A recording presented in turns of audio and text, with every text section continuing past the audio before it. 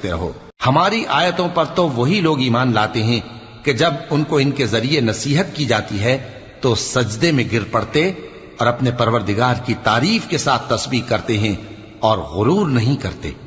ان کے پہلو بچھونوں سے الگ رہتے ہیں، اس حال میں کہ وہ اپنے پروردگار کو خوف اور امید سے پکارتے اور جو کچھ ہم نے ان کو دیا ہے اس میں سے خرچ کرتے ہیں۔